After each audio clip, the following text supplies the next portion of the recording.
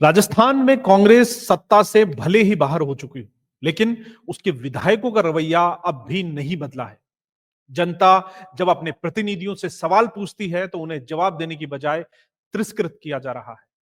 हाल ही में श्री गंगानगर जिले के सूरतगढ़ में ऐसा ही एक मामला सामने आया, जहां कांग्रेस विधायक डूंगर राम गैदर की सुरक्षाकर्मी ने एक युवक को थप्पड़ जड़ दिया। मामला तूल पकड़ते देख विधायक मौके से चुपचाप निकल गए। 2023 के विधानसभा चुनाव में कांग्रेस की करारी हार का सामना करना पड़ा। सत्ता जाने के बाद भी कई कांग्रेसी नेताओं का व्यवहार नहीं बदला है। सूरतगढ़ में जब विधायक डूंगर राम गैदर जल भराव की समस्याओं का जायजा लेने पहुंचे तो स्थानीय नागरिकों ने उन्हें घेर लिया और अपनी नाराजगी जाहिर की। एक युवक ने जब तीखे सवाल किए तो सुरक्षाकर्मी ने पहले उसे धक्का दिया और फिर विरोध करने पर सीधे थप्पड़ जड़ दिया। इस पर जनता का आक्रोश और बढ़ गया। सूरतगढ़ के वार्ड नंबर 42 में जल भराव की समस्या के चलते एक दीवार तोड़ी गई थी ताकि पानी की निकासी हो सके। इसी का निरीक्षण करने पहुंचे विधायक को लोगों ने घेर लिया। स्थानीय लोगों का आरोप था कि बार बार शिकायतों के बावजूद कोई समाधान नहीं किया गया है।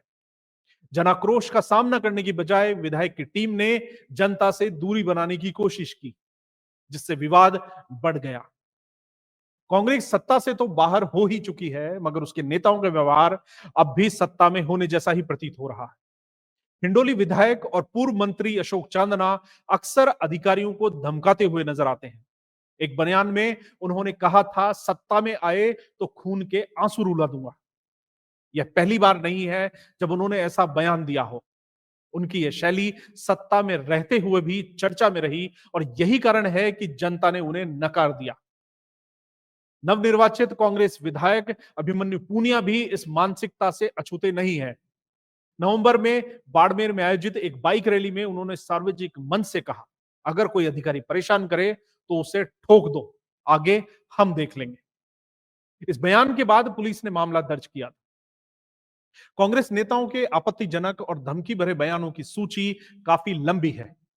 सत्ता जाने के बावजूद कांग्रेस विधायक अब भी खुद को मंत्री समझते हैं और जनता व अधिकारियों से वैसा ही व्यवहार चाहते हैं। 2018 से 23 के कार्यकाल में कांग्रेस नेताओं ने अधिकारियों पर हुक्म चलाया और अब जब वे सत्ता में नहीं हैं तो वे इसे बर्दाश्त नहीं कर पा रहे हैं। सत्ता गंवाने के बाद कांग्रेस के अधिकांश विधायक अपने अपने क्षेत्रों में सक्रिय नहीं है।